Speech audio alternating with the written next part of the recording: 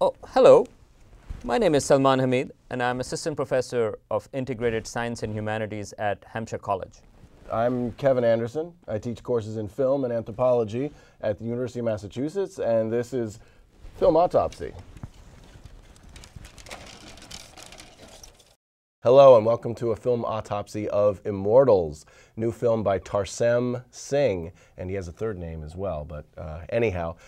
A very uniquely visual film, kind of a swords and sandals mythological epic taking place sometime in the 1200s BC between mortals and other mortals who aren't very nice mortals, and there's some immortals who come into the story to some extent.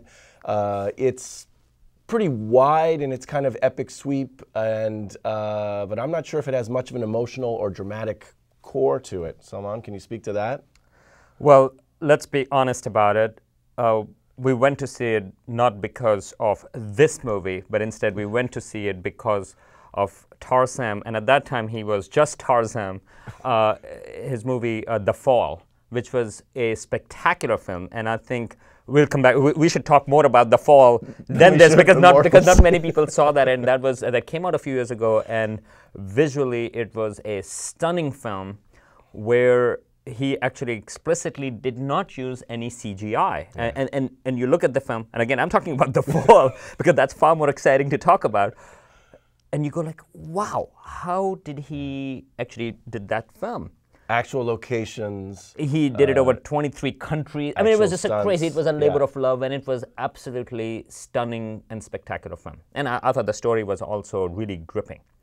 Well, we come to the Immortals, and the story looked interesting. It was like, okay, well, he is dealing with some of the mythological stories regarding Zeus and Greek gods and Poseidon and all that stuff. And he actually Titans. has Mount Olympus in it. And so the actual gods live over there, and then they come back. So it looked really interesting, except the story, we saw it in 3D, by the way. And which didn't necessarily help. Well, it was fine, but the problem is in 3D you also need a dimension of emotion, and I think in that context that was totally missing. It's a really flat film, and I have to say that this movie is worth watching for about 10 minutes, 10 or 15 minutes, and here is the reason why. When Immortals, the gods, come down to the earth, and then they fight sometimes some humans, and there's also a fight with the other mortals, immortals, the Titans. Yes. Those sequences, and they last for about 10 to 15 minutes in two different places in the film. They are absolutely breathtaking. Why are they so breathtaking? Well, he used these multiple speeds. So because he is trying to depict how gods, Zeus, for example, would be fighting, and so they are working at a different speed. And at the same time, for example, if they kick somebody, well, usually actually there is a lot of blood and gore, so it's not kicking is the least of things. Usually people are being disemboweled in the middle or something like that. Then you see them in slow motion falling in the back while the rest of the action is taking place at a different speed. And blood is flowing in slow motion at another speed.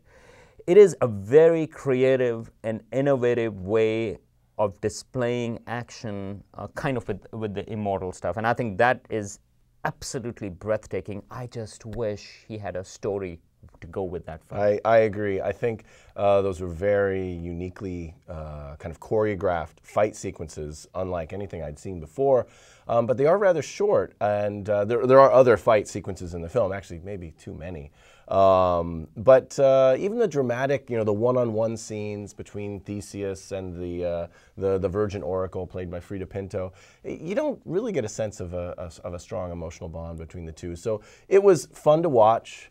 But we should add Mickey Rourke. Mickey Rourke comes in as a kind of less than nice King Hyperion, and he's chewing the scenery. He's enjoyable to watch, but in some ways it's kind of a performance that we've seen Mickey Rourke do a number of other times in the Iron Man 2 and And he didn't have to change the makeup because he was using the same thing. He had hair was the same, everything was the same, except it was a different accent. Well, was it really? The accent was the same too. So, but he provides an enjoyable aspect to the film, and a lot of the visuals. I mean, the costuming, the sets, the locations are very interesting. But ultimately, it looks like a lot of the film was made on like just somebody's computer. Well, and that takes away from it. But that's exactly the reason why I think I wasn't too impressed by the visuals in general because they seemed artificial. They were so like blatantly artificial. Then you just lose it. You go like, okay, well, so somebody's making it, somebody's painting in that direction, but rather having that was the strength of The Fall. Because again, I would rather spend time talking about The Fall. We're not reviewing The Fall, and because in that was the beautiful thing about it, that you had something to hold on to. You can actually see. Tangible. Whereas here, okay, so you have this army that is sort of like spread out into the huge fields, you know, but these just look like pixels, and people just adding sort of like these cartoon elements to it. And if you really want to see that, go and see Lord of the Rings. It did it actually much better from this. Well, that's interesting you bring that up because there's a number of moments in the film that really reminded me of key elements from Jackson's version of the trilogy. And I mean, Tarsem is quite unique, quite a creative filmmaker, and I felt a little bit cheated when it seemed to be not necessarily a reference to the Lord of the Rings, but like, whoa, isn't that exactly the way Jackson did a scene like that? So, okay, ultimately, who should see this film besides Tarsem's mother? Actually, I don't think Tarsem is too violent for it. Okay. So, who should see the film? Well, I think if you are really interested in creative filmmaking, I mean, I think those 10 minutes of the film, I think, are worth looking at. But other than that, I really don't think anybody should see the film. I think it was, in fact, I would say, if you are thinking about seeing the film, well, change your mind and rent out the Blu-ray version of The Fall and watch that. And the storytelling is great. It's a love letter to films.